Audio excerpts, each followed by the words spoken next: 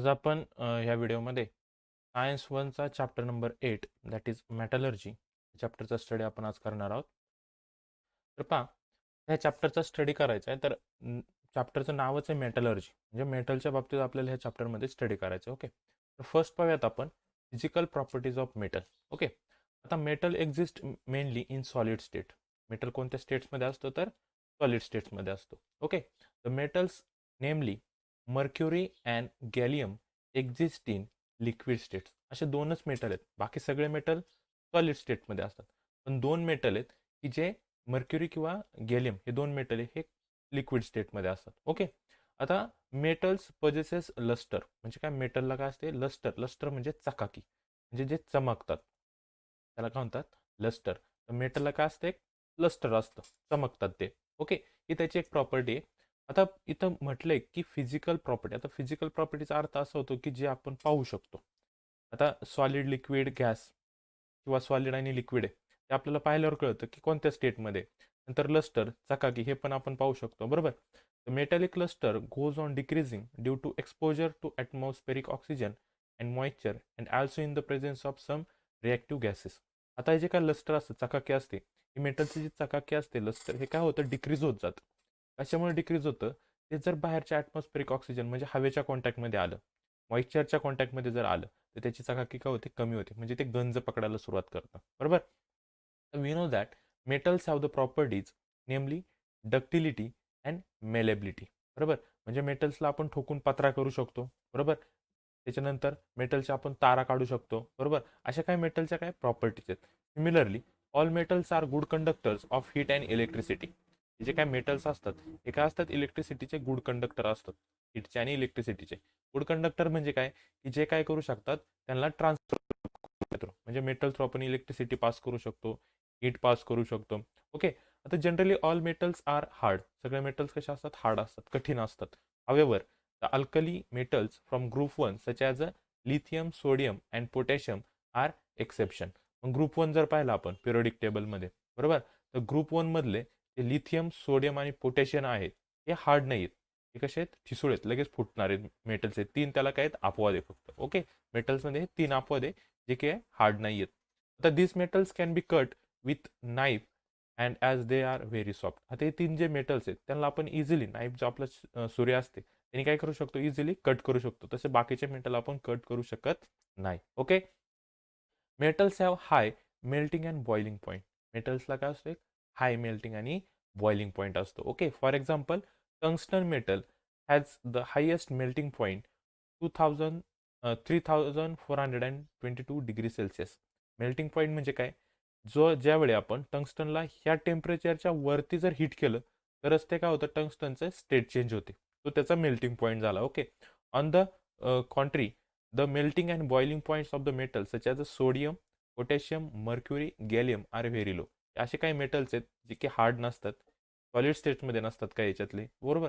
Mercury आणि gallium liquid स्टेटमध्ये असतो, त्यांचा मेल्टिंग आणि बॉइलिंग पॉईंट सुद्धा काय असतो, लो असतो. Okay, a sound is produce when certain metals are stuck. एखाद्या मेटल जर आपण स्टक केलं, हाणलं थोडंसं, तर त्याचं काय होतं, त्याच्यापासून साऊंड तयार होतो, त्याला म्हणतात सोनॅरिटी. या प्रॉपर्टीचं नाव काय, सोनॅरिटी. समजलं. This metals are known as the sonorous metal, म्हणजे जे की आवाज करतात त्याला काय म्हणतात, सोनरस मेटल म्हणतात. समजलंय, हे काही त्याच्या फिजिकल प्रॉपर्टीज होत्या, कोणाच्या, मेटलच्या.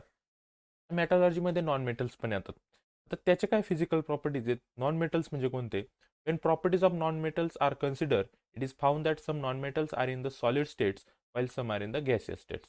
तर नॉन मेटलचा स्टडी केला आपण, तर त्याच्यात काही नॉन मेटल्स हे सॉलिड स्टेटमध्ये असतात, तर काही गॅसियस स्टेटमध्ये असतात. मेटलचं कसं होतं, काही सॉलिड स्टेटमध्ये होते, दोनच आहे कोणते, मर्क्युरी आणि गॅलियम हे लिक्विड स्टेट्समध्ये आहेत, बरोबर.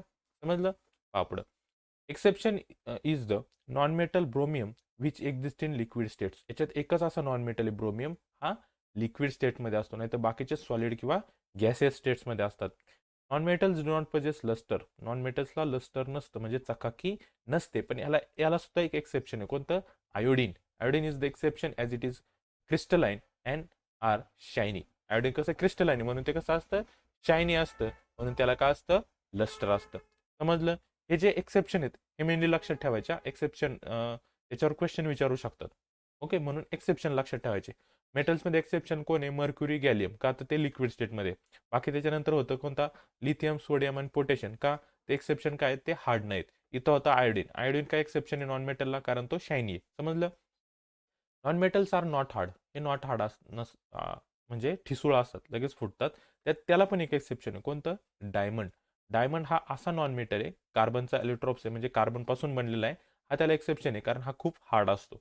Diamond is the hardest natural substance. Diamond हा सगळ्यात हार्डेस्ट नॅचरल सबस्टन्स आहे. Non metals have low melting and boiling point. Non metals are bad conductor of electricity आणि हीट. हे बॅड कंडक्टर असतात, हीट आणि इलेक्ट्रिसिटीचे. तसे मेटल्स हे गुड कंडक्टर असतात. ग्रॅफाईट अँड एलोट्रोप्स हा एक अपवाद आहे. कारण ग्रॅफाईट काय करतो? हा कार्बनचा बनलेला आहे. It is an exception. It is a good conductor of electricity. Graphite इलेक्ट्रिसिटीला कंडक्ट करतो. बरोबर? मग याच्यात आपण 3 एक्सेप्शन पाहिले. कोणते? पहिला आपण ब्रोमिन. ब्रोमिन का एक्सेप्शन आहे? कारण हा लिक्विड स्टेट्समध्ये, बाकी सगळे सॉलिड आणि गॅसेस स्टेटमध्ये असतात. नंतर दुसरं आपण एक्सेप्शन पाहिलं कोणतं? आयोडीन. आयोडीन काय एक्सेप्शन आहे? कारण याला लस्टर असतो, म्हणून हा एक्सेप्शन आहे. आणि आता खाली आपण अजून एक पाहिला कोणता? डायमंड. डायमंड काय एक्सेप्शन होतं त्याला? कारण हा हार्डेस्ट मटेरियल आहे, बाकी नॉन मेटल सॉफ्ट असतात. आणि त्याच्यानंतर खाली अजून एक पाहिलं कोणता? ग्रॅफाईट. ग्रॅफाईट का एक्सेप्शन आहे नॉन मेटलला? कारण हा गुड कंडक्टर ऑफ इलेक्ट्रिसिटी म्हणून. समजलं? हे असे एक्सेप्शन थोडे थोडे लक्षात ठेवायचे. ओके, चला आता नेक्स्ट पॉईंट पाहू. Chemical properties of metals. आता पाहिलं आपण फिजिकल प्रॉपर्टी. केमिकल प्रॉपर्टी म्हणजे काय? आपल्याला mainly chemical properties. Chemical property हा वर्ड आला की म्हणायचं याच्यात काय? रिॲक्शन्स आहेत. ओके, तर मेटल्स आर रिॲक्टिव्ह. हे सगळे मेटल रिॲक्टिव्ह असतात. They lose electron easily and become positive charge आहे. आता पहा, हे नीट लक्षात ठेवायचं. जे इलेक्ट्रॉनला लॉस करतात त्यांच्यावर कोणता चार्ज असतो? पॉझिटिव्ह चार्ज असतो. जे इलेक्ट्रॉन्सला लॉस करतात म्हणजे देतात, जे देतात त्यांच्यावर पॉझिटिव्ह चार्ज. आणि जे इलेक्ट्रॉनला गेन करतात त्यांच्यावर असतो निगेटिव्ह चार्ज. ओके, मग जे मेटल्स असतात हेच काय करतात? इलेक्ट्रॉन लॉस करतात, म्हणजे मेटल्सवर चार्ज कोणता असतो? पॉझिटिव्ह. आणि जे नॉन मेटल्स असतात हे काय असतात? इलेक्ट्रॉन गेन करतात, म्हणजे याच्यावर कोणता चार्ज असतो? निगेटिव्ह चार्ज असतो. पुढे लक्षात ठेवायचं. समजलं? पुढे सांगितलं that is why metals are called the electropositive. आणि ज्याच्यावर पॉझिटिव्ह चार्ज तो इलेक्ट्रोपॉझिटिव्ह, ज्याच्यावर निगेटिव्ह चार्ज तो इलेक्ट्रोनिगेटिव्ह असतो. समजलं? तर केमिकल प्रॉपर्टीमध्ये आपल्याला काही रिॲक्शन पाहिजे, त्याआधी डू यू नो मध्ये काय दिले पहा. Substance which are good conductor of heat are usually good conductor of electricity as well. जे हीटला कंडक्ट करू शकतात ते इलेक्ट्रिसिटीला कंडक्ट करतात. समजलं? Similarly bad conductors of heat are also bad conductor of electricity. आणि जे हीटला कंडक्ट करत नाही ते इलेक्ट्रिसिटी सुद्धा कंडक्ट करू शकत नाही. त्याला एक एक्सेप्शन आहे. कोणतं? डायमंड. का? तर डायमंड हा bad conductor of electricity but good conductor of heat आहे. समजलं? हा एकच एक्सेप्शन. ओके, पाहूया त्याच्या काय रिॲक्शन आहेत पहा. रिॲक्शन्स ऑफ मेटल आणि नंतर नॉन मेटलची. तर फर्स्ट रिॲक्शन आहे reaction of metal with oxygen. पहा, एकच्यात एक लक्षात ठेवायचं. कोणत्याही मेटलची ऑक्सिजन बरोबर रिॲक्शन झाली, काय सांगते पहा मी, कोणताही मेटल असू द्या, त्याची रिॲक्शन जर ऑक्सिजन बरोबर झाली, लक्षात ठेवायचं त्या मेटलचं ऑक्साईड तयार होतं. काय तयार होतं? ऑक्साईड तयार होतं. फॉर एक्झाम्पल पहा, मेटल मी समजा जर कोणता मेटल घेतला? सोडियम. बरोबर?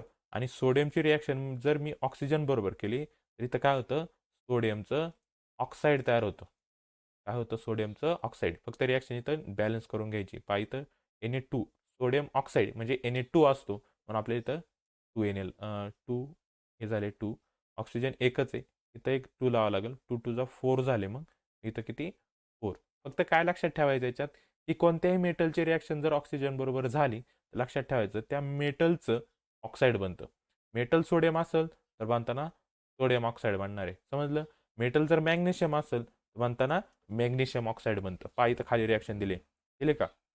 मॅग्नेशियमची रिॲक्शन ऑक्सिजन बरोबर झाली, काय तयार झाला? मॅग्नेशियम ऑक्साईड तयार झाला. बरोबर? इथं वरती मॅग्नेशियम हायड्रॉक्साईड. समजलं? मॅग्नेशियमचा काय म्हणतो? हायड्रॉक्साईड बनतो. समजलं? हे लक्षात ठेवायचं. ओके, त्यानंतर नाही, इथं मॅग्नेशियम ऑक्साईड बनतो. 2 मिनिट. ज्यावेळेस आपण मेटलची रिॲक्शन ऑक्सिजन बरोबर करतो त्यावेळेस त्याचं ऑक्साईड बनतं. मेटल ऑक्साईड बनतं, म्हणजे काय बनणार आहे? तर पहिल्यांदा मॅग्नेशियम ऑक्साईड बनणार आहे. आणि जर मॅग्नेशियम ऑक्साईड आपण वॉटरमध्ये टाकलं तर त्याचं हायड्रॉक्साईड बनतं. काय बनतं? हायड्रॉक्साईड. लक्षात ठेवायचं. काय? मी परत सांगतो. मेटलची रिॲक्शन ऑक्सिजन बरोबर केली तर त्या मेटलचं ऑक्साईड बनतं. समजलं? म्हणजे जर इथं सोडियम असेल, मेटल काय असेल? सोडियम. त्याची रिॲक्शन जर ऑक्सिजन बरोबर झाली तर सोडियम काय बनतं? ऑक्साईड बनतं. आणि ह्या ऑक्साईडची रिॲक्शन, त्या मेटल ऑक्साईडची रिॲक्शन जर वॉटर बरोबर झाली तर त्याचं हायड्रॉक्साईड बनतं. काय बनतं? हायड्रॉक्साईड. हे लक्षात ठेवायच्या. भरपूर वेळा विचारणार आहेत तुम्हाला हे. पुढं पण असणार आहेत. ओके. काय? मेटलची रिॲक्शन ऑक्सिजन बरोबर झाली, त्या मेटलचं ऑक्साईड बनतं. आणि त्याच ऑक्साईडची जर रिॲक्शन वॉटर बरोबर झाली, तर त्याचं हायड्रॉक्साईड बनतं. समजले हे reaction of metal with oxygen. Okay. Next. आता reaction of metal with water. बरोबर. आता वॉटर बरोबर रिॲक्शन झाली तर काय बनतं ते नीट लक्षात ठेवा. पहा, कोणताही मेटल असू द्या, बरोबर. मेटल ही रिॲक्शन जर वॉटर बरोबर झाली तर एक लक्षात ठेवायचं, त्या मेटलचं हायड्रॉक्साईड बनतं. काय बनतं? हायड्रॉक्साईड बनतं. प्लस हायड्रोजन गॅस काय होतो? रिमूव्ह होतो आणि हीट तयार होते. एवढं लक्षात ठेवायचं. काय? मेटलची रिॲक्शन जर वॉटर बरोबर झाली तर त्याचं काय बनतं? इथं हायड्रॉक्साईड बनतं, प्लस हायड्रोजन गॅस रिलीज होतो आणि हीट तयार होते. समजलं? पहा इथं, sodium and potassium metals reacts rapidly आणि व्हिगरसली विथ वॉटर. हे दोन जे मेटल आहे कोणते? सोडियम आणि पोटॅशियम. बरोबर. हे दोन मेटल वॉटर बरोबर इझिली रिॲक्ट होतात आणि खूप फास्टली रिॲक्ट होतात. समजलं? आणि काय लिबरेट करतात? लिबरेट करणे म्हणजे रिलीज करणे, बाहेर सोडणे. त्याला काय? कोणता? हायड्रोजन गॅस ते लिबरेट म्हणजे रिलीज करतात. पाहिजे रिॲक्शन दिलेली आपल्याला. ओके. आता आणि अजून एक लक्षात ठेवायचं, मेटलला जर आपण वॉटरमध्ये मिक्स केलं तर त्याचं ॲक्वियस सोल्युशन बनतं. काय बनतं त्याचं? Aqueous solution. समजलं? त्यानंतर पहा पुढं. इथं दिलं आपल्याला, पहा, कॅल्शियम रिॲक्ट्स विथ वॉटर. काय बनलं? कॅल्शियम हायड्रॉक्साईड बनलं ॲक्वियस सोल्युशन आणि हायड्रोजन गॅस काय झाला? रिमूव्ह झाला. समजलं? सगळ्या रिॲक्शन पहा. ॲल्युमिनियमची रिॲक्शन इथं वॉटर बरोबर केली, इथं ॲल्युमिनियम ऑक्साईड बनतं आणि हायड्रोजन गॅस रिमूव्ह होतो. बरोबर. सेम आयनचं, Fe म्हणजे आयन, Zn म्हणजे झिंक. प्रत्येकाची रिॲक्शन करा, हायड्रोजन गॅस काय होणार इथं? रिमूव्ह होणार आहे. फक्त रिॲक्शन बॅलन्स नीट करायच्यात. समजलं? कशी रिॲक्शन बॅलन्स करतात पहा. समजा तुम्ही इथं काय लिहिलं? ॲल्युमिनियम प्लस इथं काय लिहून घ्यायचं तुम्ही? H2O. आपल्याला माहिती आहे याच्यापासून काय बनणार आहे? Al2O3. हे लक्षात ठेवायचं. प्लस हायड्रोजन गॅस रिमूव्ह होणार एवढं आपल्याला माहिती असतं. मग इथं काय करायचे? आपल्याला रिॲक्शन ही बॅलन्स करायची. आता इथं पहा, Al2A. काय इथं? Al2. इथं Al एकच आहे. मग इथं काय लागणार याला? 2 लावावं लागणार. झाला 2Al. आता पहा, हायड्रोजन बॅलन्स करा. इथं H2A, इथं पण H2A. ओके. इथं 3 ऑक्सिजन आहे, पण इथं एकच ऑक्सिजन आहे. म्हणजे इथं किती लावावं लागेल आपल्याला? 3 लावावं लागेल. इथं 3 लावल्याच्या नंतर 3 2 जा, इथं हायड्रोजन किती झाले? 6 हायड्रोजन झाले. पण इथं तर 2च हायड्रोजन आहे. म्हणजे इथं काय लावावं लागेल आपल्याला? 3 लावावं लागेल. अशा पद्धतीने काय करतात? रिॲक्शन बॅलन्स करतात. आणि ही डायग्रॅम नीट लक्षात ठेवायची. समजलं? डायग्राम विचारले जाऊ शकते. ओके. नीट लक्षात ठेवा रिॲक्शन. पहिली ऑक्सिजन बरोबर पाहिली, आता वॉटर बरोबर पाहिली. ओके. फक्त लक्षात काय ठेवायचं? हे मेन. मेटलची रिॲक्शन वॉटर बरोबर झाली, त्याचा हायड्रॉक्साईड हायड्रोजन गॅस रिलीज आणि हीट तयार. ऑक्सिजन बरोबर जर रिॲक्शन केली मेटलची तर ऑक्साईड तयार होतं, आणि त्या ऑक्साईडची रिॲक्शन परत जर आपण वॉटर बरोबर केली तर त्याचा हायड्रॉक्साईड तयार होतं. असे शॉर्टकटनी नीट लक्षात ठेवायचे. ओके. त्यानंतर पहा पुढचा पॉईंट आहे, reaction with oxygen. Reaction of metal with oxygen. Okay. तपा. In the earlier chapter, we have looked into the reaction of metals with acid. Are all the metals equally reactive? When sample of aluminum, magnesium, iron or zinc are treated with dilute sulfuric or the hydrochloric acid, sulfate or chloride salt of metal are formed. Okay. Hydrogen gas is liberated in this reaction. The reactivity of this metal can be increased by the following sequence. इथं reaction with oxygen नाही आहे, acid असेल. बुकमध्ये चुकलंय. तर काय असणार आहे? Acid. Okay.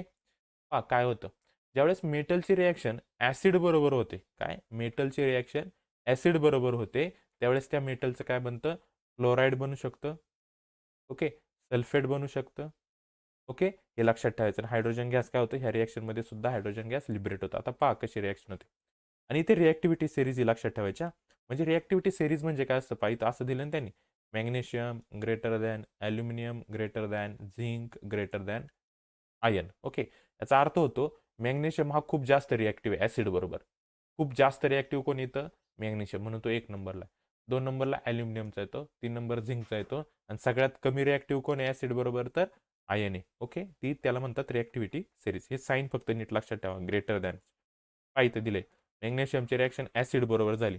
Hydrochloric हे काय? ॲसिड आहे. बरोबर. त्याच्यापासून काय बनतं? मॅग्नेशियमचं क्लोराईड बनलं. पहा, मॅग्नेशियम क्लोराईड आणि हायड्रोजन गॅस काय झाला? रिमूव्ह झाला. सेम पहा, ॲल्युमिनियमची रिॲक्शन कशा बरोबर झाली, HCl बरोबर झाली. हे बॅलन्स केलं तर 2,6 लिहिले, हे बॅलन्स केलेले रिएक्शन आहे. नंतर काय झालं, त्याच्यात ॲल्युमिनियम क्लोराईड तयार झालं, बरोबर. आणि काय झालं, हायड्रोजन गॅस लिबरेट. इथं आयनची रिएक्शन हायड्रोक्लोरिक ॲसिड बरोबर केली, आयन क्लोराईड तयार झालं, हायड्रोजन गॅस रिमूव्ह झालं. झिंकची HCl बरोबर रिएक्शन केली, झिंक क्लोराईड तयार झालं, हायड्रोजन गॅस रिमूव्ह झाला. फक्त लक्षात काय ठेवायचं आहे की ज्यावेळेस आपण मेटलची, हे सेंटेन्स लक्षात ठेवा, मेटलची रिएक्शन कोणत्याही ॲसिड बरोबर करतो, त्याच्यानंतर काय बनतं. जर ॲसिड तुम्ही इथं काय घेतलं, HCl घेतलं, तर त्याचं काय बनणार आहे, क्लोराईड बनणार आहे. काय बनणार आहे, क्लोराईड, आणि हायड्रोजन गॅस रिमूव्ह होणार आहे. समजलं. डिपेंड इथं तुम्ही कोणता ॲसिड घेतला. समजा तुम्ही इथं जर घेतलं H2SO4, काय घेतलं, H2SO4, इथं क्लोरीन नाही आहे ना, इथं काय सल्फर आहे, तर इथं काय बनणार आहे, त्याचं सल्फेट बनणार आहे. काय बनणार आहे, सल्फेट. ओके. आता हीच रिॲक्शन मॅग्नेशियमची आपण H2SO4 बरोबर करून पहा किंवा झिंकची घेऊ. चला, झिंक, त्याची रिॲक्शन कोणाबरोबर झाली, H2SO4 बरोबर जर रिॲक्शन झाली, तर काय होतं, इथं झिंक सल्फेट तयार होणार आहे, म्हणजे काय, ZnSO4 तयार होणार आहे, आणि हायड्रोजन गॅस रिमूव्ह होणार आहे. सेम रिॲक्शन राहते, फक्त काय चेंज होतं, इथं जर रिॲक्शनमध्ये जे ॲसिड घेऊ ना, त्याचंच इथं क्लोराईड, सल्फाईड वगैरे तयार होतं. समजलं. हे दोनच तयार होतात मेनली, कारण दोनच जास्त प्रमाणात हे दोनच मेटल वापरले जातात. कोणते, आपले ॲसिड कोणते, हायड्रोक्लोरिक ॲसिड आणि H2SO4 म्हणजे सल्फ्युरिक ॲसिड. नीट लक्षात ठेवायचे. समजलं. कळलं इथपर्यंत. 3 रिॲक्शन पाहिल्या. फर्स्ट रिॲक्शन कशामध्ये काय पाहिली होती आपण, reaction of metal with oxygen, नंतर reaction of metal with water, आणि तिसरी reaction of metal with acid. बुकमध्ये चुकलं इथं काय ॲसिड आहे. ओके. पहा आता पुढचा पॉईंट. आता पुढं काय सांगितलं आपल्याला, reaction of metal with nitric acid. आता कोणाबरोबर रिॲक्शन करायची, पर्टिक्युलर ॲसिड दिलेले त्यांनी, कोणच्या बरोबर, नायट्रिक ॲसिड. फॉर्म्युला लक्षात ठेवायचा, नायट्रिक ॲसिडचा फॉर्म्युला आहे HNO3. हा झाला आपलं नायट्रिक ॲसिड. जर आता nitric salt, nitrate salts of metal are form on reaction. ह्या रिॲक्शन बरोबर काय बनतं, म्हणजे काय बनतं, त्याचे नायट्रेट काय बनतात, सॉल्ट्स बनतात. कधी, ज्यावेळेस आपण कोणत्याही मेटलची रिॲक्शन नायट्रिक ॲसिड बरोबर करू, त्यावेळेस त्या मेटलचं आपल्याला काय भेटतं, सॉल्ट भेटतो, प्लस नायट्रोजन भेटतो, आणि वॉटर लिक्विड फॉर्ममध्ये तयार होतं. समजलंय. हे नीट लक्षात ठेवायचं. ओके. इथं दिले various oxides of nitrogen. N2O हे नायट्रोजनचं ऑक्साईड आहे, NO सुद्धा एक ऑक्साईड आहे, आणि NO2 सुद्धा हे एक ऑक्साईड आहे. समजले. लक्षात ठेवायचं. आता पुढं आपल्याला दिलंय रिॲक्टिव्हिटी सिरीज ऑफ मेटल. इथं डायरेक्ट आपण रिॲक्टिव्हिटी सिरीज पाहूया. इथं आता या रिॲक्टिव्हिटी सिरीजमध्ये काय लक्षात ठेवायचे मेटल ए, कोणत्या पण टाईपचं एक मेटल आहे, plus salt solution of metal b. दुसऱ्या मेटलचं जर आपण सॉल्ट सोल्युशन घेतलं, आणि एक मेटल आहे, दोन्हींची जर आपण रिॲक्शन केली, तर आपल्याला भेटतं सॉल्ट सोल्युशन ऑफ मेटल ए भेटतं. सॉल्ट सोल्युशन ऑफ मेटल बी भेटत नाही. काय भेटतं, सॉल्ट सोल्युशन ऑफ मेटल ए भेटतं, आणि मेटल बी रिमूव्ह होतो. समजलं. आता याच्यावरून याची एक रिॲक्टिव्हिटी सिरीज ठरलेली. मेन काय, हा चार्ट याच्यात रिॲक्टिव्हिटी सिरीजचा काय लक्षात ठेवायचं रिॲक्टिव्हिटी सिरीजमध्ये, रिॲक्ट विथ वॉटर. कोण आहे रिॲक्ट विथ वॉटरमध्ये पटकन रिॲक्ट होणारे वॉटर बरोबर, तर हे 4 मेटल आहे. कोणते, पोटॅशियम, सोडियम, लिथियम, कॅल्शियम. हे इझिली रिॲक्ट होतात वॉटर बरोबर. समजलं. आता रिॲक्शन विथ ॲसिड, याच्यात कोण कोण येतं, तर हे 4 प्लस अजून त्याच्यात हे 6 ॲड होतात. कोणते, मॅग्नेशियम, ॲल्युमिनियम, झिंक, आयर्न, टीन, आणि लीड. हे सगळे मिळून काय होते, रिॲक्शन हे ॲसिड बरोबर करतात. तर पाहिलं आता पुढचा, रिॲक्शन विथ ऑक्सिजन. हे पहिले 4, नंतरचे 6, आणि अजून 3 एक्स्ट्रा याच्यात ॲड होतात. कोणते, कॉपर, मर्क्युरी, आणि सिल्वर. यांची रिॲक्शन कोणाबरोबर होते, वॉटर बरोबर होते.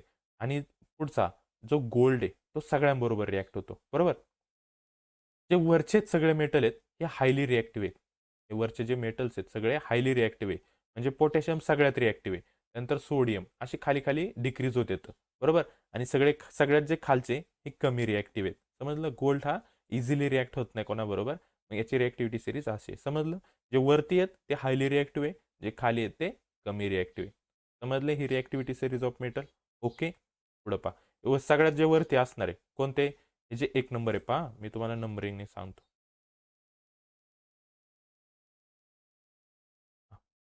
जे वरती असणार आहेत 1 नंबरला. ओके. हे जे 1 नंबरला असणार आहे हे हायली रिॲक्टिव्ह आहेत. हे जे मध्ये आहेत ते मॉडरेटली रिॲक्टिव्ह आहेत, आणि जे खाली आहेत ते लेस रिॲक्टिव्ह आहे. असं लक्षात ठेवायचं. समजलं. पुढचा पॉईंट आता, reaction of metal with non metal. आता मेटलची रिॲक्शन जर नॉन मेटल बरोबर झाली तर काय होतं डायरेक्ट रिॲक्शन मध्ये पाहूयात. जर मेटलची रिॲक्शन नॉन मेटल म्हणजे मेटल इथं सोडियम याची रिॲक्शन आपण क्लोरीन बरोबर केली जो की नॉन मेटल, तर तिथं आपल्याला त्याचं आयोनिक कंपाऊंड भेटतं. काय भेटतं? Ionic compound. आयोनिक कंपाऊंड म्हणजे काय? एक मेटल घेतला होता, एक नॉन मेटल भेटला होता. या दोन्हींचं काय होतं? कॉम्बिनेशन होतं आणि त्याच्यापासून काय भेटतं आपल्याला? कंपाऊंड भेटतं. त्याला म्हणतात आयोनिक कंपाऊंड. काय लक्षात ठेवायचं मग याच्यात? जर मेटलची रिॲक्शन आपण नॉन मेटल बरोबर जर केली तर आपल्याला काय भेटतं तिथं त्याचं आयोनिक कंपाऊंड भेटतं. मग सेम आहे आता इथं जसं सोडियम घेतलं होतं तसं मॅग्नेशियम घेतलं त्याची रिॲक्शन क्लोरीन बरोबर केली तर मॅग्नेशियम क्लोराईड भेटणार आहे. तर पोटॅशियम घेतलं पोटॅशियमची रिॲक्शन क्लोरीन बरोबर केली तर काय भेटणार आपल्याला? पोटॅशियम क्लोराईड भेटणार. हे लक्षात ठेवायचं. समजलं? थोडीशी थेअरी दिली याच्यात, वाचली किंवा असं डायरेक्ट लक्षात ठेवलं तरी चालेल. ओके. त्यानंतर पुढचं आहे chemical properties of non metal. आता आपण आतापर्यंत काय पाहिल्या? केमिकल प्रॉपर्टीज ऑफ मेटल पाहिल्या. आता आपल्याला पाहिजे chemical properties of non metal. त्यातली फर्स्ट रिॲक्शन आहे reaction of non metal with oxygen. Same त्याच रिॲक्शन आहे पहा. त्याच्यात पण विथ ऑक्सिजन होतं, मग वॉटर होतं, त्याच्यानंतर ॲसिड बरोबर होती आणि इथं फक्त एक reaction of non metals with hydrogen. ती मेटल्समध्ये नव्हती. ओके. आता इथं पहा ज्यावेळेस नॉन मेटलला आपण ऑक्सिजन बरोबर रिॲक्ट करतो त्यावेळेस आपल्याला काय भेटतं? त्याचं ऑक्साईड भेटतं. इथं सुद्धा काय भेटणार आहे? त्याचं ऑक्साईडच भेटणार आहे. पहा कार्बनची रिॲक्शन ऑक्सिजन बरोबर करा, कार्बन डायऑक्साईड भेटलं ऑक्साईड. परत सेम इथे कार्बन मोनॉक्साईड भेटतं. तर काय फरक येतो पहा, तर एकच कार्बन आहे. दोन कार्बन भेटले तर दोन काय होतं त्याचे मोनॉक्साईड तयार होतं. सल्फरची रिॲक्शन ऑक्सिजन बरोबर करा, सल्फर डायऑक्साईड भेटतं. समजलं? सेम लक्षात ठेवायचं काय? नॉन मेटलची रिॲक्शन ऑक्सिजन बरोबर केली तर नॉन मेटलचं ऑक्साईड भेटतं. सेम नॉन मेटल जर आपण वॉटर बरोबर रिॲक्ट केलं, काय नॉन मेटल जर आपण वॉटर बरोबर रिॲक्ट केलं, फक्त त्याच्यात एक लक्षात ठेवायचं काय generally non metals do not react with water. Non metal water बरोबर रिॲक्ट होत नाही. फक्त जे काय हॅलोजन्स आहेत कोणते क्लोरीन ब्रोमीन आयोडीन क्लोरीन हे जे आहेत तेच फक्त वॉटर बरोबर रिॲक्ट होतात. समजलं? एक लक्षात ठेवायचं. त्यानंतर पहा जर आपण reaction of dilute acid with non metal केलं, काय ॲसिडची कोणते ॲसिड? डायल्यूट ॲसिडची रिॲक्शन जर नॉन मेटल बरोबर केली तर काय होतं पहा. Generally non metals do not react with dilute acid. Non metals dilute acid बरोबर रिॲक्ट होत नाही. फक्त कोण? हॅलोजनस रिॲक्ट होतात. मग याच्यात परत क्लोरीन ब्रोमीन आयोडीन आले. त्यांची रिॲक्शन कशाबरोबर केली आपण? डायल्यूट ॲसिड बरोबर केली. पहा हे डायल्यूट ॲसिड आहे. हायड्रोजन ब्रोमाइड डायल्यूट ॲसिड आहे.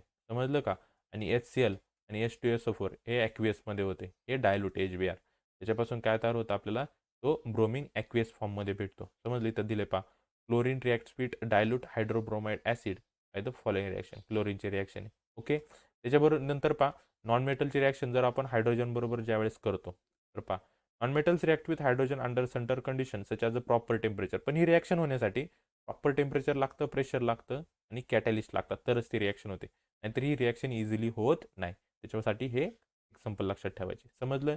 केमिकल प्रॉपर्टीज छोट्या आहेत नॉन मेटलच्या मेनली लक्षात ठेवा. ओके. पुढं पहा आता आयोनिक कंपाऊंड. तसं जर मागाशी सिंपल आपण पाहिलं होतं आयोनिक कंपाऊंड म्हणजे काय असतं ते. मेटल जर नॉन मेटल बरोबर रिॲक्ट झाले तर त्याचे ते आयन्स एकत्र येऊन नॉन मेटॅलिक कंपाऊंड बनतात. ओके. तरी थोडक्यात पाहूयात पहा. Compounds form from 2 units. आता कंपाऊंड तयार करायचे. कंपाऊंड तयार करण्यासाठी 2 युनिट लागतात. बरोबर? कंपाऊंड म्हणजे काय? 2 इंच मिळून एक जे तयार होतं त्याला आपण कंपाऊंड म्हणतो. बरोबर? आणि कंपाऊंडमध्ये मेनली कोण असतात? कॅटायन. कॅटायन म्हणजे ज्याच्यावर पॉझिटिव्ह चार्ज असतो आणि ॲनायन म्हणजे ज्याच्यावर निगेटिव्ह चार्ज असतो. हे दोन ज्यावेळेस एकत्र येतात कोणते? पॉझिटिव्ह आणि निगेटिव्ह ज्यावेळेस एकत्र येतात त्याच वेळेस काय बनतं? आयोनिक कंपाऊंड बनतं. मग लक्षात काय ठेवायचं? आयोनिक कंपाऊंड कशापासून बनतं? ज्यावेळी कॅटायन आणि ॲनायन हे काय होतात? रिॲक्ट होतात एकमेकांशी त्यावेळेस काय बनतं त्याच्यापासून? आयोनिक कंपाऊंड बनतं. ओके.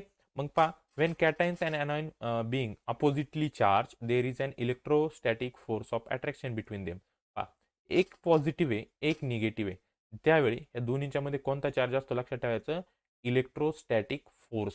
कोणता फोर्स असतो? इलेक्ट्रोस्टॅटिक फोर्स ऑफ अट्रॅक्शन असतं आणि त्या अट्रॅक्शनमुळे तिथं काय बनतं? आयोनिक कंपाऊंड बनतं. You know that this force of attraction between cation and anion is called the ionic bond. याच्यामध्ये कोणता बॉन्ड तयार होणार आहे? तर आयोनिक बॉन्ड. लक्षात ठेवायचं. कोणता बॉन्ड तयार होतो? आयोनिक बॉन्ड तयार होतो. कोणता फोर्स असतो? तर इलेक्ट्रोस्टॅटिक फोर्स ऑफ अट्रॅक्शन असतं. समजलंय? The number of cation and anion in a compound and the magnitude of the electric charge on them is such that the positive and negative charge balance each other. इथं काय बनतं? जेवढे positive असतात तेवढेच negative असतात आणि ते एकमेकाला काय करतात? बॅलन्स करतात आणि त्याच्यापासून काय म्हणतो आयोनिक बॉन्ड बनतो. आयोनिक बॉन्ड बनल्याच्या नंतर काय तयार होतं आयोनिक कंपाऊंड तयार होतं. समजलं.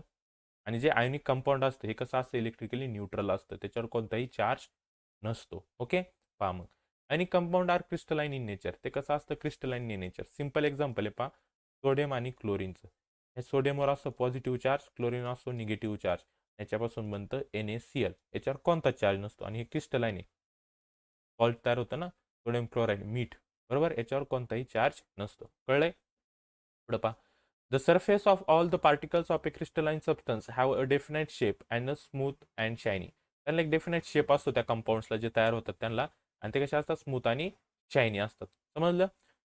The regular arrangement of ions in the solid ionic compound is responsible for their crystalline nature. त्यांची जी अरेंजमेंट असते ती कशी असते रेग्युलर असते त्याच्यामुळे त्याचं काय होतं क्रिस्टलाइन फॉर्ममध्ये ते तयार होतं. The arrangement of ion is different in different ionic compound and therefore the shape of their crystals are different. प्रत्येक आयोनिक कंपाऊंडचा शेप कसा असतो वेगवेगळा असतो. The main factor that determine the general arrangement of the ions in a crystal is the attractive force between oppositely charge ions and the repulsive force between similarly charge ion. लक्षात ठेवायचं पहा opposite जर असेल तर त्याच्यात कोणता असतो attraction असतं. जर सेम असेल तर त्याच्यात काय असतं रिपल्शन असतं. हे तर आपल्याला माहिती समजलंय नीट लक्षात ठेवायचे. ओके. आणि कंपाऊंडमध्ये एवढंच लक्षात ठेवलं तरी चालेल. ओके. त्यानंतर पहा पुढं the general properties of ionic compound. या आयोनिक कंपाऊंडच्या प्रॉपर्टीज काय हा क्वेश्चन विचारला जाऊ शकतो. First property the attractive force between the positive and negative charge ion is strong therefore the ionic compound exist in solid states and the hard. Main काय property ionic compound हे solid आणि hard असतात का तर त्यांच्यामध्ये असणारा जो charge आहे तो कसा असतो स्ट्रॉंग असतो म्हणून ते सॉलिड स्टेट्समध्ये असतात आणि हार्ड असतात. Second property the ionic compounds are brittle and can be broken into piece by applying pressure. First प्रॉपर्टीमध्ये काय सांगितलं ते सॉलिड फॉर्ममध्ये असतात आणि हार्ड असतात. सेकंड प्रॉपर्टी काय ते ब्रिटल असतात कधी ज्यावेळेस आपण त्याच्यावर प्रेशर अप्लाय करू तेव्हाच. ओके. त्यानंतर the intermolecular force of attraction is high in ionic compound. Ionic कंपाऊंडमध्ये इंटरमॉलिक्युलर फोर्स ऑफ अट्रॅक्शन कसं असतं हाय असतं. ओके.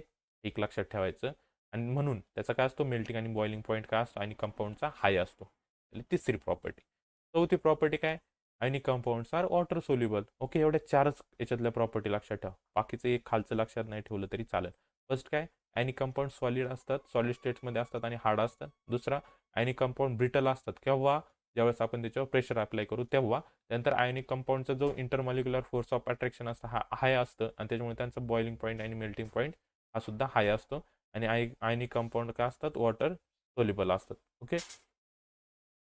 त्यानंतर पहा त्याच्यात एक पाचवी प्रॉपर्टी अजून दिली आहे आपल्याला की ionic compounds cannot conduct electricity when in the solid state. ज्यावेळेस आयोनिक कंपाऊंड सॉलिड स्टेटमध्ये असतात त्यावेळेस ते इलेक्ट्रिसिटीला कंडक्ट करत नाही. संपल्या पाच प्रॉपर्टी. ओके. हे नीट लक्षात ठेवायचं. पुढं पहा आता पाहायचं आपल्याला मेटलर्जी. आता आपण आतापर्यंत फक्त मेटल आणि नॉन मेटलचा स्टडी केलाय. ओके. त्याची फिजिकल प्रॉपर्टी आणि केमिकल प्रॉपर्टी. ओके. आणि आयोनिक कंपाऊंड हे तीन पाहिलेत मेन. आता पाहायचं आपल्याला मेटलर्जी. आता मेटलर्जी काय असतं पहा science and technology regarding the extraction of metals from ores and their purification for the use is called as a metallurgy. Metallurgy म्हणजे काय एक टेक्नॉलॉजी त्यामध्ये काय केलं जातं एक्स्ट्रॅक्शन केलं जातं मेटलचं कशापासून त्याच्या ओर्सपासून बरोबर. जे आपण खोदकाम करून अर्थमधून जे मेटल्स काढतो ते ओर्सच्या फॉर्ममध्ये असतात. ओर्स म्हणजे काय त्याच्यात काय असतात इम्प्युअर असतं ते सगळं मिक्स असतं माती वगैरे सगळे त्याला चिटकलेले असते. त्याच्यापासून मेटल ज्यावेळेस आपण तयार करतो म्हणजे प्युरिफाय करतो प्युरिफिकेशनची टेक्निक वापरतो त्याला मेटलर्जी म्हणतात. थोडक्यात काय खराब जे आपण काढतो जमिनीतून ओर्स काढतो त्याच्यापासून चांगला मेटल तयार करणे म्हणजे मेटलर्जी. समजली ही डेफिनेशन नीट लक्षात ठेवायची. ओके. आता ऑकरन्स ऑफ मेटल म्हणजे कुठे भेटतात ते. तर most metals being reactive do not occurs in nature in free states. हे फ्री स्टेटमध्ये नसतात but are found in the combined state as their salt such as oxide. त्याच्या ऑक्साईडच्या फॉर्ममध्ये असेल कार्बोनेटच्या फॉर्ममध्ये असतात सल्फाईडच्या फॉर्ममध्ये असतात आणि नायट्रेटच्या फॉर्ममध्ये असतात. हे यालाच ओर्स म्हणतात आणि याच्यापासून आपण मेटल्स वेगळं करतो. समजलं. However, the most unreactive metals that are non-affected by air, water, and other natural factors like silver, gold, platinum generally occurs in a free state. जे जास्त रिॲक्टिव्ह नसतात ते फ्रीली भेटतात आपल्याला. जे जास्त रिएक्टिव्ह असतात ते फ्रीली भेटत नाही, ते कोणत्या तरी फॉर्ममध्ये असतात. Compounds of metals that occurs in nature along with the impurities are called as the minerals. आणि जे इम्प्युरिटी त्याच्यात ॲड असते म्हणजे जे प्युअर नसतात त्याला काय म्हणतो आपण, मिनरल्स म्हणतो. त्या मेटल्सचे काय म्हणतो आपण, त्याला मिनरल्स म्हणतो. समजलं? पुढं पहा. The minerals from which the metals can be separated economically are called ores. आता ज्या मिनरल्स पासून आपण मेटल ज्यावेळेस सेपरेट करतो त्याला ते काय म्हणतात, ओर्स म्हणतात. काय म्हणतात त्याला, ओर्स म्हणतात. आता ores content many types of impurity such as, आता ओर्स म्हणजे काय, इम्प्युरिटीचे थोडक्यात. कोणकोणती इम्प्युरिटी असते त्याच्यात, तर सॉइल असू शकते, sand, rocky substance along with the metal compound. हे सगळे त्या मेटल्स कंपाऊंड बरोबर असतात. मग नंतर त्याला काय केलं जातं, एक्स्ट्रॅक्शन केलं जातं, म्हणजे खोदकाम करून बाहेर काढलं जातं, त्याचे प्युरिफिकेशन केलं जातं. त्यालाच टोटली काय म्हणतो आपण, मेटलर्जी म्हणतो. समजलं? आता जे इम्प्युरिटीज असतात ना, इम्प्युरिटी म्हणजे जो कचरा असतो मेटल बरोबर, त्याला गॉंग म्हणतात. काय म्हणतात त्याला, गॉंग. GANGUE, गॉंग म्हणजे इम्प्युरिटीज. समजलं? Metals can be extracted from their ores by means of various method of separation. त्याचे काही सेपरेशनच्या मेथड्स आहेत ते आपल्याला स्टडी करायच्यात. The process of extraction of metals in pure state from the ores is called as the part of metallurgy. हा एक मेटलर्जीचा पार्ट आहे. समजलं? Ores are taken from out from the mines and gangue is usually separated from the ores at the site itself by various method. आता इथं काय म्हटलं आपल्याला, ores are taken from the mines. Mines म्हणजे ज्या खाणी असतात जिथून मेटल रिमूव्ह केलं जातं, काढलं जातं, त्याला माइन्स म्हणतात. मग त्या माइन्समध्ये आपल्याला गॉंग पार्टिकल भेटतात. त्याच्यात काही बाकीच्या काही मेथड वापरून त्याला काय करतो आपण, प्युरिफाय केलं जातं आणि मग मेटल ते यूज केलं जातं. समजलं? आता ही जी काय पूर्ण प्रोसेस आहे, म्हणजे then the ores are carried out to the place where the metals are produce. मग ते ओर्स जे काढले जातात मिनरल्स पासून ते कुठं, ते वर्कशॉप असतात किंवा ज्या कंपनीज असतात, साईट्स असतात, तिथं नेलं जातं. तिथून त्याचं मेटल तयार केलं जातं. मग this metal are extracted in the pure form. मग त्याचा प्युअर फॉर्म तयार केला जातो त्या मेटलचा. Then metals are further purified by the different method of purification. परत त्याच्यावर वेगवेगळ्या टेक्निक वापरले जातं, अजून प्युरिफाय केलं जातं.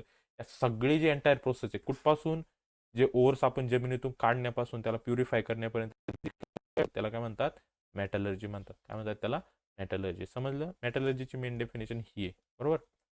आता बेसिक प्रिन्सिपल ऑफ मेटलर्जीज. मेटलर्जीचे काय काय प्रिन्सिपल आहेत. पहिले, कॉन्सन्ट्रेशन ऑफ ओर्स.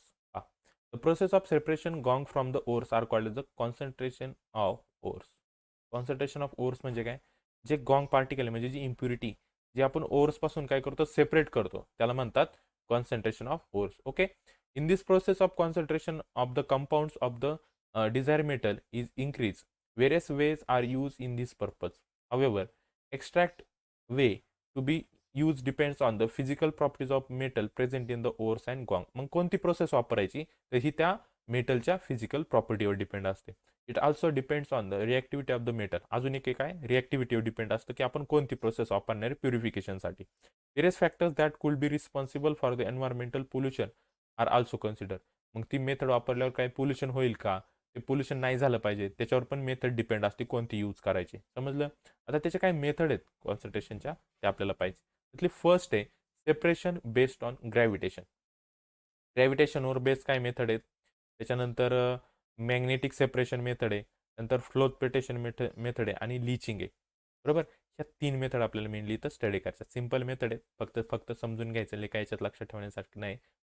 आता ही जी सेपरेशन बेस्ड ऑन ग्रॅव्हिटेशन आहे त्यातली फर्स्ट आहे विल्फी table method.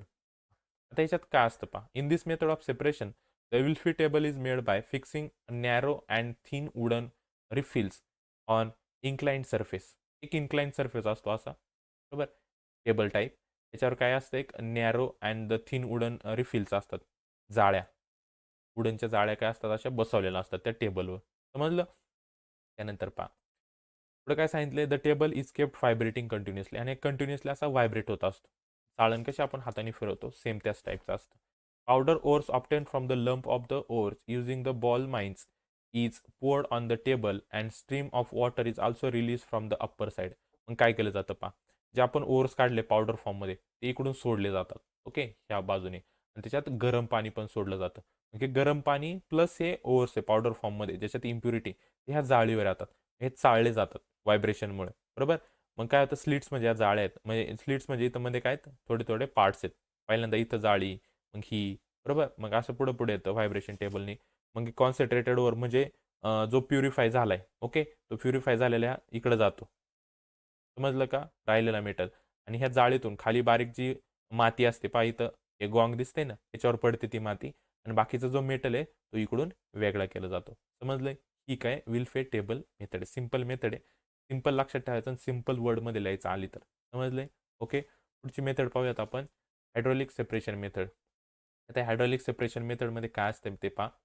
The hydraulic separation method is based on the working of the mill. There is a tapping vessel similar to the use in the grinding mills. The open in the tank-like container that is tapping on the lower side. The tank has the outlet for water on the upper side and the water inlet at the lower side. पहा आता मी इथं नीट समजून सांगतो. एक नरसळ असतं ना आपलं नरसळ त्या टाईपचं असतं बरोबर.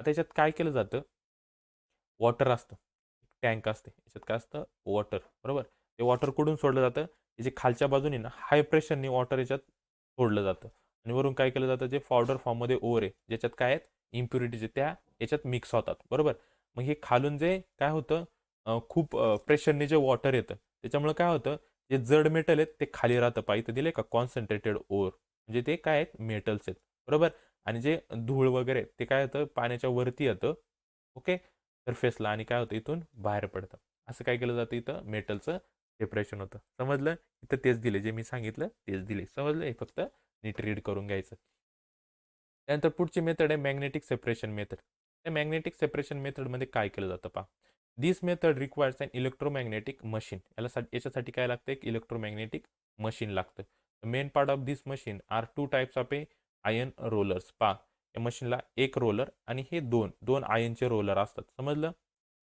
ओके त्यानंतर अँड द कन्व्हेअर बेल्ट आणि त्याच्यावर काय असतो एक बेल्ट असतो फिरण्यासाठी हे दिसते ना या दोन पुलीवर फिरण्यासाठी काय असतं बेल्ट असतो moving continuously around them one of the roller is non magnetic while the other is electromagnetic त्याच्यातला एक नॉन मॅग्नेटिक असतो आणि एक इलेक्ट्रोमॅग्नेटिक असतो roller okay the conveyor belt moving around the roller is non magnetic जो roller असतो तो non magnetic असतो made up of the leather or brass leather किंवा ब्रासचा बनवलेला असतो The powder is poured on the conveyor belt near the non-magnetic roller.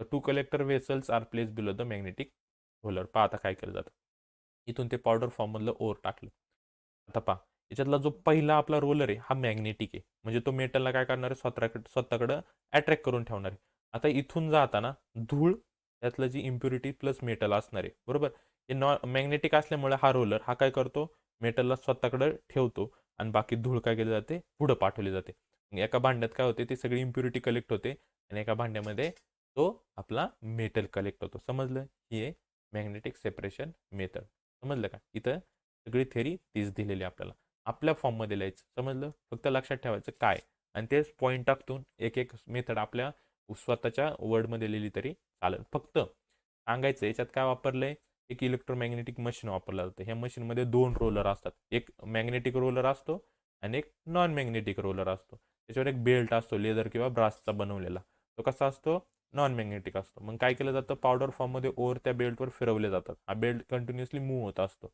मग काय होतं इथं जे मेटल्स आहेत ते इलेक्ट्रोमॅग्नेटिक रोलरमध्ये काय होतात एका वेसलमध्ये जमा होतात आणि धूळ पुढे जाते एवढंच तुम्हाला तुमच्या वर्डमध्ये लिहायचं इथं वाचलं तरी चालेल समजलं त्यानंतर पहा पुढची मेथड आहे फोर्थ फ्लोटेशन मेथड बरोबर पहा the fourth flotation method is based on the two opposite properties hydraulic and hydrophobic या दोन प्रॉपर्टीजवर डिपेंड आहे of the particle here the particles of the metals of sulphides due to their hydrophobic property get wetted mainly with oil while due to the hydrophilic property the gong particles are weighted with water दोन property एक आहे hydrophobic आणि एक आहे hydrophilic okay आता hydrophilic property कोणाची असते गॉंग particle म्हणजे जी धूळ वगैरे असते ती ती काय होते वॉटरने ओली होते त्याला हायड्रोफिलिक म्हणतात आणि जे ऑइलने ओलं होतं ऑइलने भिजतं त्याला हायड्रोफोबिक म्हणतात मग लक्षात ठेवायचं जे मेटल असतात ते हायड्रोफोबिक असतात म्हणजे ऑइलमुळे ते काय होतात भिजतात आणि जे धूळ वगैरे असते ती हायड्रोफिलिक असते ती वॉटरमध्ये भिजते समजलं यात काय केलं जातं पहा in this method the finally ground over is put into the big tank याच्यात काय केलं जातं ह्या मोठ्या टँकमध्ये काय केलंय ते सगळे ओव्हर्स टाकले म्हणजे त्याच्यात इम्प्युरिटीज प्लस मेटल आहेत ते okay containing ample amount of water त्यात खूप जास्त प्रमाणात पाणी असतं नंतर काय केलं जातं, certain vegetable oil such as a pine oil, eucalyptus oil is added in this water for the formation of froth. याच्यात ऑइल ॲड केलं जातं. आता आपल्याला माहिती, पाण्यामध्ये जर आपण ऑइल मिक्स केलं तर त्याचं काय बनतं, त्याला हलवल्यामुळे त्याचा फेस होतो वरती. Okay. Pressurise air is blown through the water. त्या वॉटरमध्ये काय केलं जातं, प्रेशराइज एअर पाठवली जाते पाण्याच्या आतमध्ये. ओके, हवा. This is an agitator rotating around the its axis in the centre of the floating tank. त्याच्यामुळे काय होतं, इथं फ्लोटिंग टँकच्या सेंटरला ते फिरतं. बरोबर, फिरल्यामुळे काय होतं पहा, the agitator is used as per the requirement. Bubbles are formed due to the blown air. ही हवा त्याच्यात पाठवल्यामुळे त्याचे बबल्स तयार होतात. Due to the agitation bubble together. Due to the agitation this form rise the surface of water. जो foam आहे, फेस आहे, तो कुठे येतो, वॉटरच्या सरफेसवर येतो. समजलं. This is why this method is called the float flotation method. म्हणून याला काय म्हणतात, फ्लोट फ्लोटेशन मेथड म्हणतात. मग यात काय होतं, जे वरती बबल्स आलेत ना, आता ऑइल काय होणार आहे, ऑइलमध्ये मेटल काय होतात, ऑइलमध्ये भिजतात आणि पाण्यामध्ये धूळ भिजते. मग ऑइल काय होतं, सरफेसवर येतं वॉटरच्या. तर वॉटरच्या सरफेसवर ऑइल आलं तर ऑइल बरोबर सरफेसवर मेटल पण येतात. त्या त्या फेसद्वारे मेटल बाजूला केले जातात आणि धूळ पाण्यामध्ये भिजते, ती खालच्या बाजूने वेगळी केली जाते. त्याला काय म्हणतात, फ्लोटेशन मेथड म्हणतात. समजलं. त्यानंतर पुढची मेथड आहे लिचिंग. आता लिचिंगमध्ये काय केलं जातं पहा, the first step in the extraction of metal aluminium, gold and silver from their ores is called the leaching. Leaching method कोणासाठी वापरली जाते, जे ॲल्युमिनियम, गोल्ड किंवा सिल्वर असेल ना, त्याच्यावर लिचिंग मेथड यूज केली जाते. In this method the ore is soak in a certain solution for a long time. याच्यात काय केलं जातं, ते भिजायला टाकलं जातं. जे ओर्स असतात, ज्याच्यात हे मेटल्स प्रेझेंट असतात प्लस इम्प्युरिटी असते, त्याला ओर्स म्हणतात. भिजायला टाकलं जातं खूप वेळासाठी. The ores dissolve in that solution due to a specific chemical reaction. मग त्याची जी केमिकल रिॲक्शन होते, त्याच्यामुळे जे ओर्स असतात ते डिझॉल्व्ह होऊन जातात त्या सोल्युशनमध्ये. The gangue however does not react and therefore does not dissolve in that solution. मग जी धूळ असते ती त्याच्याबरोबर रिॲक्ट होत नाही त्या सोल्युशनमध्ये. मग ती काय राहते, बाकीचे मेटल्स वगैरे डिझॉल्व्ह होऊन जातात आणि जी धूळ राहते ती बाजूला होते. बरोबर. मग ती जी धूळ बाजूला झाली ती काढून घेतली जाते. So it can be separated. ती धूळ बाजूला काढली म्हणजे सोल्युशन राहिले त्याला परत सॉलिड स्टेटमध्ये आणलं जातं आणि त्याच्या आपल्याला प्युअर मेटल भेटतो. समजलं. प्रत्येकाचं फक्त एक एक एक्झाम्पल लक्षात ठेवा. याचं एक्झाम्पल आहे कॉन्सन्ट्रेशन ऑफ बॉक्साईड असेल किंवा ॲल्युमिनियम ओरसाठी किंवा गोल्ड आणि सिल्वरसाठी वापरलं जातं. तसं प्रत्येकाचे एक्झाम्पल आहे पाहिजे दिले. ही मेथड वापरली जाते आपली फोर्थ पोटेशन, झिंक असेल, झिंक ब्लेंड असेल किंवा कॉपर पायराईटसाठी वापरली जाते. नंतर मॅग्नेटिक सेपरेशन मेथड इथं काही खाली एक्झाम्पल दिले. जेनेटिक ऑक्साईडसाठी वापरलं जातं, टंगस्टनसाठी वापरलं जातं. हायड्रोलिक सेपरेशन मेथड मेनली बऱ्याचशा मेटलसाठी वापरली जाते आणि ही सुद्धा, कारण ह्या दोन जास्त करून वापरले जातात. कोणती, विलफ्लेटेबल मेथड आणि हायड्रोलिक सेपरेशन मेथड. समजले. नंतर पहा पुढचा पॉईंट आहे एक्स्ट्रॅक्शन ऑफ मेटल. आता मेटल कसं काढलं जातं, आता extraction of reactive metal. The metals at the top of the reactivity series are highly reactive. आपण जे रिॲक्टिव्हिटी सेरीज पाहिली ज्याच्यात पोटॅशियम, मॅग्नेशियम वगैरे होतं हायली रिॲक्टिव्ह, ते कसे असतात, वरती आहे ना, ते हायली रिॲक्टिव्ह असतात. Their reactivity decreases down the series. For example potassium, sodium, aluminium are reactive metal. हे काय, हायली रिॲक्टिव्ह मेटल्स आहेत.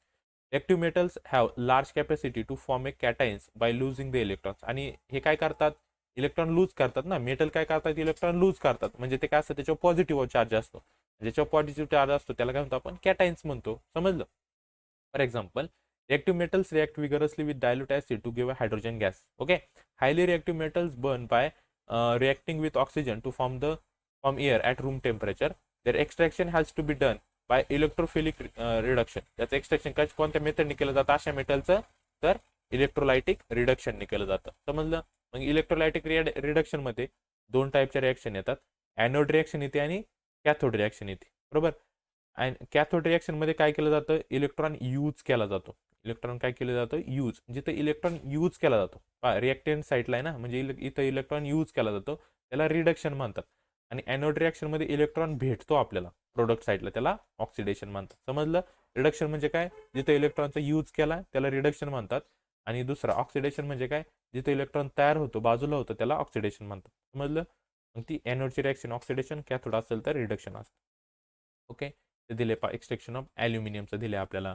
इथे ॲल्युमिनियमचा सिम्बॉल आहे, त्याचा कलर दिला आहे, ॲटॉमिक नंबर आहे, त्याचं इलेक्ट्रॉनिक कॉन्फिगरेशन आहे, व्हॅलन्सी आहे, नीट लक्षात ठेवायचं. समजले. पहा मग आता aluminium beam reactive metal does not occurs in nature in free state. Aluminium free स्टेटमध्ये नसतं. Aluminium is the third highly abundant element in the earth. तिसऱ्या नंबरचा असा एलिमेंट आहे जो खूप जास्त प्रमाणात भेटतो अर्थवर. बरोबर. Aluminium A extracted from the ores. त्याच्या ओर्सच्या फॉर्ममध्ये असतो. बॉक्साईड बरोबर असतो ॲल्युमिनियम. मग ह्या बॉक्साईडपासून ॲल्युमिनियमला वेगळं केलं जातं. ह्या बॉक्साईडमध्ये 30% to 70% ॲल्युमिनियम असतो and remaining part is a gangue. बाकी इम्प्युरिटी असते. समजलं. It is made up of the stand, silica, iron oxides. हे त्याच्यात काही गॉंग पार्टिकल असतात. There are 2 steps in the extraction of aluminium. मग ॲल्युमिनियमचं एक्सट्रॅक्शन करण्याच्या 2 स्टेप्स आहे. पहिली स्टेप्स आहे कॉन्सन्ट्रेशन ऑफ बॉक्साईड ओर्स. काय केलं जातं पहा. Bauxites is the main ore of aluminium. ॲल्युमिनियमचा मेन ओर आहे bauxite. Silica, ferric oxide and titanium. याच्यामध्ये काय असतं, ॲल्युमिनियम असतं. हे काय इम्प्युरिटी पहा कोणकोणत्या. बॉक्साईड आहे मेन पार्ट आहे, त्यात इम्प्युरिटी कोणत्या आहे, silica, ferric oxide and titanium. हे त्याच्यात काय इम्प्युरिटीज आहेत बॉक्साईडमध्ये. आता separation of these impurities is done by leaching process using either bears method और हॉल्स मेथड. दोन मेथडने काय केलं जाते, लिचिंग प्रोसेस यूज केली जाते याच्यावर. आता in both these methods finally the concentration aluminium is obtain bye calculation. आणि काय केलं जातं, कॅल्क्युलेशनचे मेथड यूज केली जाते कशात, बेअर्स मेथड आणि हॉल्स मेथडमध्ये, आणि आपल्याला ॲल्युमिनियम भेटतो. समजलं. पहा बेअर्स प्रोसेसमध्ये काय केलं जातं आणि हॉल्स प्रोसेसमध्ये काय केलं जातं ते आपल्याला पाहिजे. In the bears process the ore is first ground in the ball mine. पहिल्यांदा काय केलं जातं बेअर्स प्रोसेसमध्ये, हे ओर्स पहिल्यांदा काढला जातो जमिनीतून. ओके.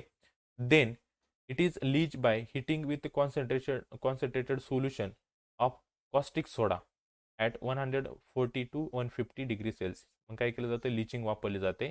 त्याला काय केलं जातं, ह्या सोल्युशनला कॉस्टिक सोडा बरोबर हीट केलं जातं under high pressure for 2 to 8 hours in disaster. Disaster म्हणजे एक टाईपचं एक व्हेसल असतं. त्यामध्ये काय केलं जातं, कॉस्टिक सोडामध्ये याला मिक्स केलं जातं. त्याला टेम्परेचर दिलं जातं 140 to 150 डिग्री सेल्सिअस आणि खूप जास्त प्रेशर असतो 2 ते 8 तासासाठी.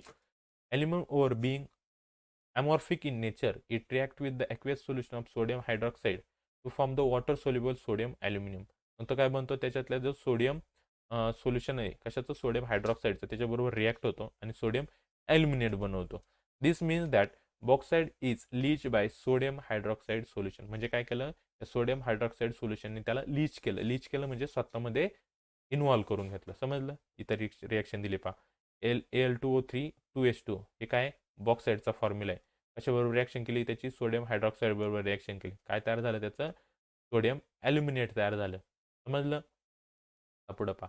हे जे काय सोडियम ॲल्युमिनेट भेटले बरोबर, हे aqueous solution sodium aluminate is diluted by putting in water. मग याला काय केलं जातं, वॉटरमध्ये टाकलं जातं आणि मग याच्यापासून आपल्याला sodium hydroxide plus aluminium hydroxide भेटतं. समजलं. ही कोणती झाली आपली बेअर्स प्रोसेस झाली. आता जी हॉल्स प्रोसेस आहे त्याच केलं जातं, त्यात जो ओर्स असतो पावडर फॉर्ममध्ये are then leach by heating with aqueous sodium carbonate. याच्यात कोणतं सोल्युशन घ्या, सोडियम कार्बोनेट बरोबर लीच केलं जातं. लीच करणे म्हणजे तो त्याच्यात रूपांतरित केला जातो. Okay. In the digester to form a water soluble sodium aluminate. इथं सुद्धा सोडियम ॲल्युमिनेटच भेटतो. Then the insoluble impurities are filter out. म्हणजे ते इनसोल्युबल इम्प्युरिटी मग बाहेर काढल्या जातात. The filter is um and neutralise by passing carbon dioxide gas through it. त्याला मग थंड केलं जातं कार्बन डायऑक्साईड गॅस पास करून. This result in the precipitation of aluminium hydroxide. मग इथं पण आपल्याला काय भेटतं, ॲल्युमिनियम हायड्रॉक्साईड भेटतं. समजलं. काही तर सगळ्या रिॲक्शन दिलेल्या आहेत आपल्याला. पहिल्यांदा ही पहिली कोणती आहेत आपली, बेअर्स प्रोसेसमध्ये किंवा बेअर्स प्रोसेस आणि हॉल्स प्रोसेस मिक्स करून दिली आपल्याला. पहा इथं हे बॉक्साईड बेअर्स प्रोसेसमधले सोडियम कार्बोनेट बरोबर रिॲक्शन केली त्याची, त्याचं सोडियम ॲल्युमिनेट भेटतं बरोबर. कार्बन डायऑक्साईड पास करून त्याला थंड केलं जातं. ओके. इथं पहा दिले वॉटर आणि कार्बन डायऑक्साईडनी थंड केलं जातं. थंड केलं आपल्याला ॲल्युमिनियम ऑक्साईड भेटतं. हे ॲल्युमिनियम ऑक्साईड काय केलं जातं, हीट केलं जातं. ॲल्युमिनियमला हीट केल्याच्यानंतर आपल्याला ॲल्युमिनियम हायड्रॉक्साईडला हीट केल्यानंतर ॲल्युमिनियम ऑक्साईड भेटतं आणि वॉटर रिमूव्ह होतं. समजले. ही काय होती कॉन्सन्ट्रेशन ऑफ ॲल्युमिनियम, म्हणजे बॉक्साईडपासून ॲल्युमिनियम सेपरेट केलं. समजलं. तर दुसरी मेथड आहे त्याची इलेक्ट्रोलायटिक रिडक्शन ऑफ ॲल्युमिनियम. आता ह्या मेथडमध्ये काय केलं जातं पहा. In this method electrolysis of metal molten mixture of the alumina. Okay. म्हणजे ज्याचा मेल्टिंग पॉईंट काय असतो, ग्रेटर दॅन 2000 असतो ॲल्युमिनियमचा. Is done in a steel tank. Steel टँकमध्ये एवढे हीट केलं जातं 2000 डिग्री सेल्सिअसपेक्षा जास्त.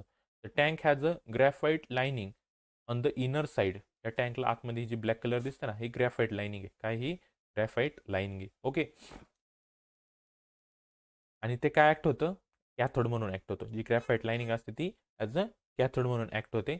Set of graphite rods deep in a molten electrolytic work as a anode. आणि हे जे येलो कलरचे दिसतात हे काय?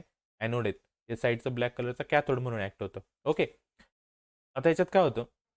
Cryolite and the fluorspar are added in the mixture to lower its melting point up to 1000 degree Celsius. मग याचा melting point काय होता? जो की 1000 पेक्षा ग्रेटर होता.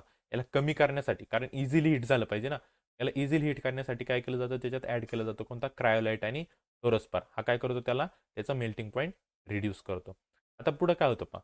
Aluminium is deposited on the cathode passing electric current. ज्यावेळेस आपण याच्यातून हे झाल्याच्यानंतर याच्यातून जर ज्यावेळेस करंट पास करतो, त्यावेळेस काय होतं? जे ॲल्युमिनियम असतं ते काय होतं? कॅथोडला काय होतं? डिपॉझिट होतं. कुठं? कॅथोड साईडला डिपॉझिट होतं. कुठं म्हणजे या टँकच्या आउटर साईडला काय होतं? इथं पहा खाली दिसते का ऑरेंज कलरचं? इथं काय भेटलंय? ॲल्युमिनियम वेगळा झालाय ह्या मिक्सचरमधून. समजलं? Molten aluminium being heavier than the electrolyte. हे जे इलेक्ट्रोलाइट सोल्युशन आहे त्याच्यापेक्षा तो हेवी असतो म्हणून तळाला साचतो. Okay. It is collected at the bottom of the tank. It is taken out from there for time to time. आणि काय केलं जातं? इथून इझिली ॲल्युमिनियम वेगळा केला जातो. ही रिॲक्शन कोणती होती? आपली सेकंड. कोणती? Electrolytic reduction of ॲल्युमिना. ओके. फक्त काय करायचं? थोडंसं रीड करून ठेवायचं आहे मेथड. ओके. आणि रिॲक्शन आहे पहा इथं. ॲनोडवर कोणती रिॲक्शन होते? तर 4 इलेक्ट्रॉन वेगळे होतात. ऑक्सिडेशन होतं. आणि कॅथोडवर काय होतं? ॲल्युमिनियम ते इलेक्ट्रॉन यूज करून मेन त्याचा लिक्विड फॉर्ममध्ये ॲल्युमिनियम तयार होतं, म्हणजे त्याचं रिडक्शन होतं. समजलंय?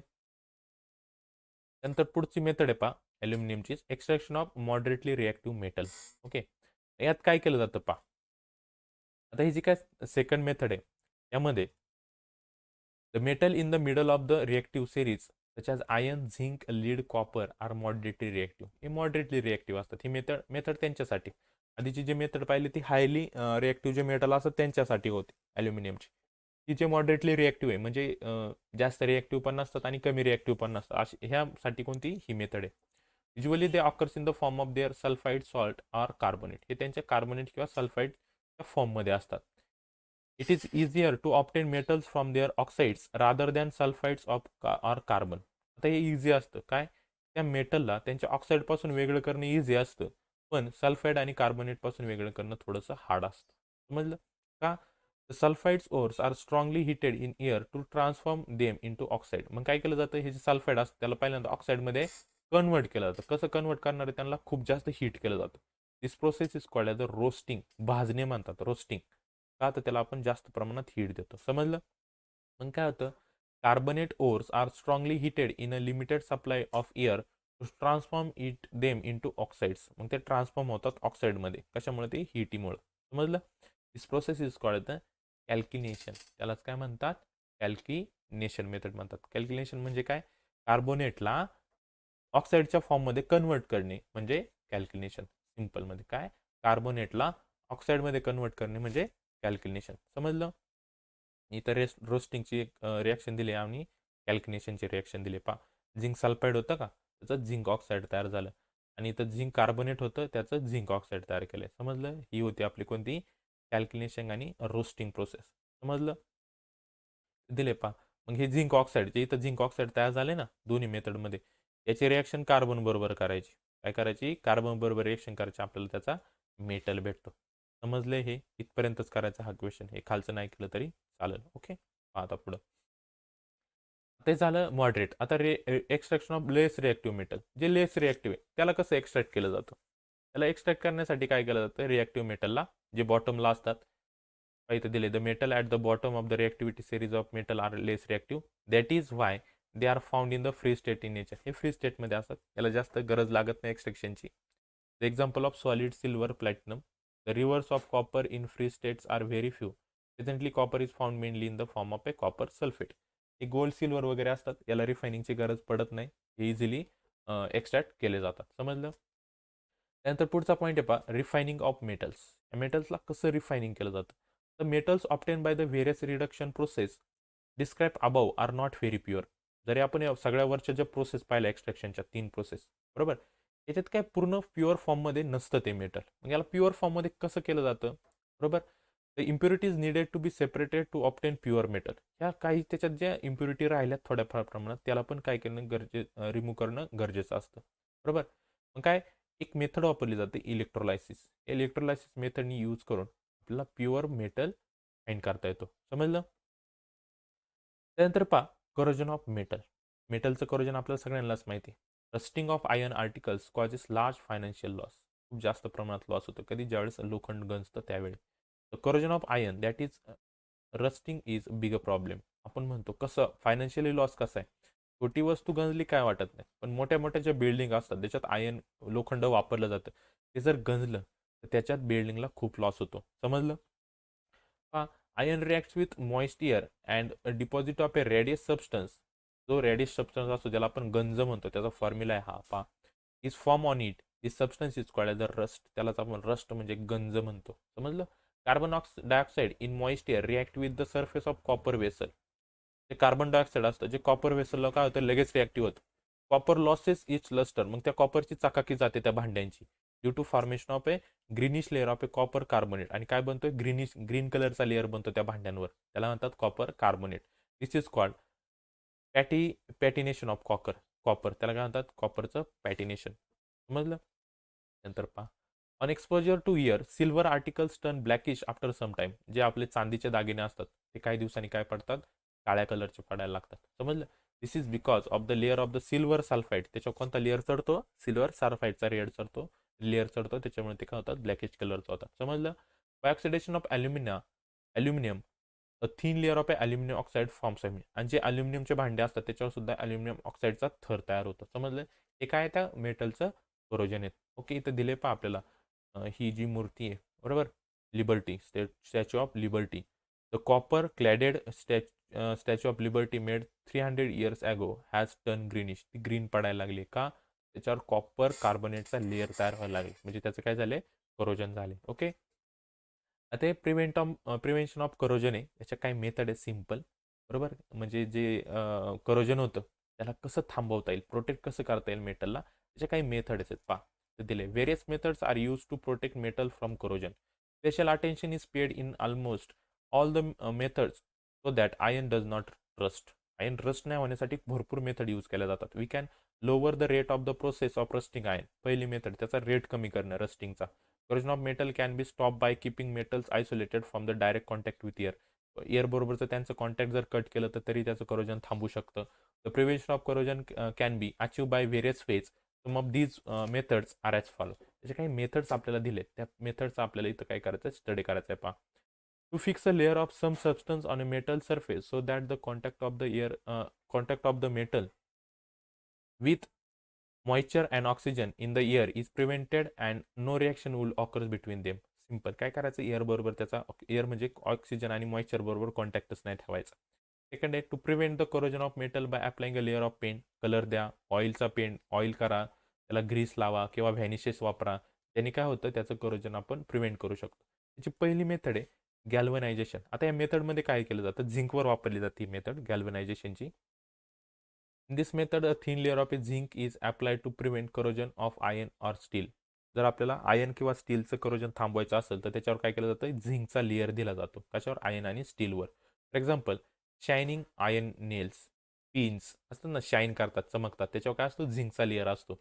दिस method in this method corrosion of zinc occurs first because zinc is more electropositive than iron. मग इथं काय होतं समजा आतमध्ये काय लोखंडाचं काय ते त्याच्यावर असं सगळं वरून काय केलं जातं एक झिंकचा लेअर दिला जातो पातळ. मग काय होतं करोजन होतं ना वरती झिंकचं करोजन होतं आतमधल्या आयर्नचं करोजन होत नाही. समजलं. त्याला म्हणतात गॅल्वनायझेशन. ओके.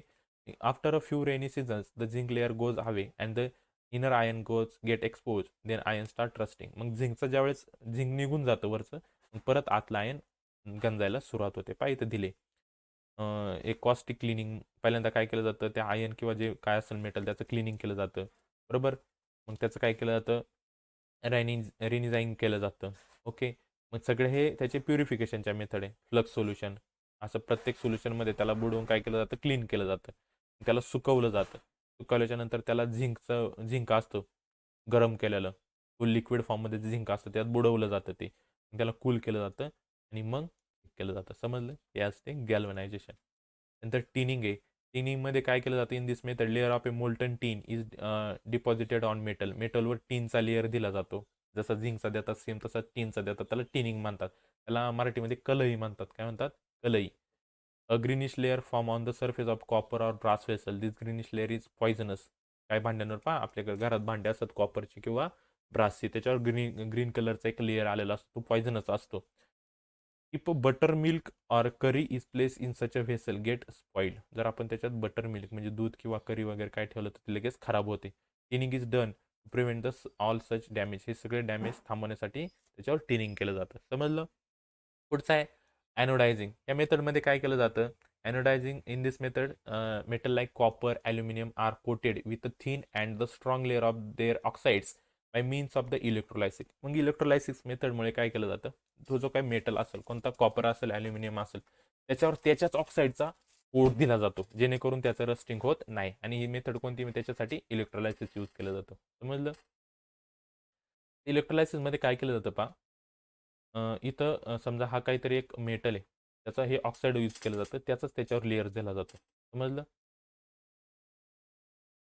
त्यानंतर दुसरी एक मेथड आहे इलेक्ट्रोप्लेटिंग. आता इलेक्ट्रोप्लेटिंगमध्ये हे कळलं ना, की आपली काय होती ही इलेक्ट्रोलायसिस. इलेक्ट्रोलायसिसमध्ये मेनली काय केलं जातं, एक असं एक व्हेसल असतं, त्यामध्ये जो काय मेटल आपल्याला काय करायचं आहे, इलेक्ट्रोलायसिस करायचं या मेटलचं, त्याच्याच ऑक्साईडचं सोल्युशन घेतलं जातं याच्यात. समजलं? समजा ॲल्युमिनियमवर करायचं आहे तर ॲल्युमिनियम ऑक्साईड घेतलं जातं आणि काय केलं जातं, याला बॅटरीला कनेक्ट केलं जातं, जे ॲनोडला. समजलं का? बॅटरीला कनेक्ट करून सप्लाय दिला जातो त्याला. सप्लाय दिल्याच्या नंतर काय होतं, दिले ना, for example when aluminium is anodise the thin layer of the aluminium oxide is form. It obstruct the contact of the aluminium with oxygen. Okay, म्हणजे ज्याच्यावर लेअर येतो का, तर आपण ज्यावेळेस बॅटरीला कनेक्शन करतो, त्या ऑक्साईडमधले जे काही मॉलिक्युल्स असतात, बरोबर, त्याचे जे आयन्स असतात, त्याच्यावर काय करतात, एक कोट तयार करतात. कशावर? त्या मेटलवर. त्याच्यामुळे त्याचं करोजन होत नाही. समजलं? सेम तशीच मेथड आहे इलेक्ट्रोप्लेटिंगची. सेम जसं मी आता सांगितलं, सेम तीच इलेक्ट्रोप्लेटिंगची मेथड आहे. इलेक्ट्रोलायसिसच यूज केलं जातं त्याच्यामध्ये सुद्धा. सिल्वर प्लेटेड स्पून असेल आपल्या घरातले, गोल्ड प्लेटेड ऑर्नमेंट, दागिने, आपण म्हणतो ना सोन्याचं पाणी दिलं म्हणजे काय केलं जातं, त्याच्यावर इलेक्ट्रोप्लेटिंग केलं जातं. समजलं? याच्यामध्ये पण काय केलं जातं, आता इथं पाहिजे चमचा दिलाय, बरोबर का, त्याच्यावर इथं सिल्वर प्लेट आहे. या सिल्वर प्लेटचे आयन्स काय होतात, त्याच्यात करंट पास केल्याच्या नंतर याच्या सिल्वर प्लेटचे आयन्स ह्या चमच्यावर काय करतात, ते करतात. समजलं?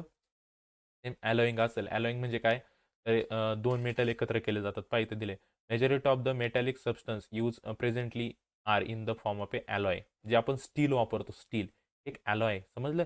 The main intention behind this is to decrease the intensity of the corrosion of metal.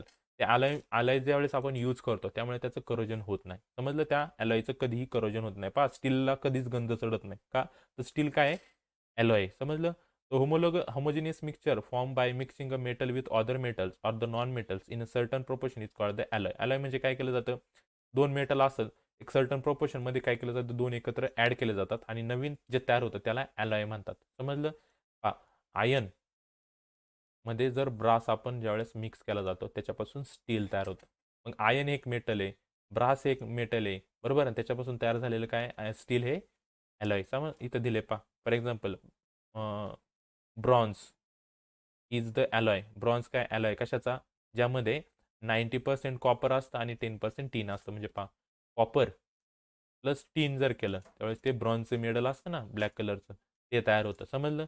Bronze statues do not get affected by sun on rain. त्याच्यावर कशाचाच इफेक्ट होत नाही. स्टेनलेस स्टील एक त्याच टाईपचं मी आता सांगितलं, ज्याच्यात ॲलॉय असतं, मेड फ्रॉम 74% ऑफ काय असतं, आयन असतं, 14% क्रोमियम असतं आणि 8% काय असतं, त्याच्यात कार्बन असतं. समजलं? आणि ते काय असतं, त्याचं ॲलॉय असतं. जे ॲलॉय असतात ते इझिली त्याचं इझिली करोजन होत नाही. समजलं? त्याच्यात ह्या मेथड नीट लक्षात ठेवायच्यात प्रिव्हेन्शन ऑफ करोजनच्या. कोणती? पहिली गॅल्वनायझेशन, ज्याच्यात झिंकचा लेअर दिला जातो. दुसरी टीनिंग आहे, तर टीनचा लेअर दिला जातो. ॲनोडायझिंग आहे, ज्याचं इलेक्ट्रोलायसिस यूज केलं जातं. सेमी तर इलेक्ट्रोप्लेटिंग आहे. त्यानंतर ॲलॉईंग मी आत्ताच सांगितलं. समजलं? हे 5 मेथड आहे प्रिव्हेन्शन ऑफ करोजनच्या, 3 लक्षात ठेवायच्या. त्यानंतर ज्या सेपरेशनच्या मेथड पाहिल्या होत्या आपण, फ्लेटेबल मेथड असेल, हायड्रॉलिक मेथड असेल किंवा अजून बाकीच्या मॅग्नेटिकच्या मेथड पाहिल्या, त्या लक्षात ठेवायच्या नीट. मेटल आणि नॉन मेटलच्या प्रॉपर्टी एक लक्षात ठेवायच्या आणि त्याच्या केमिकल रिॲक्शन. समजलं? या चॅप्टरमध्ये एवढंच मेन होतं. मेनच याचा स्टडी करायचा आहे फक्त. नंतरच्या व्हिडिओमध्ये आपण नेक्स्ट चॅप्टर घेऊ.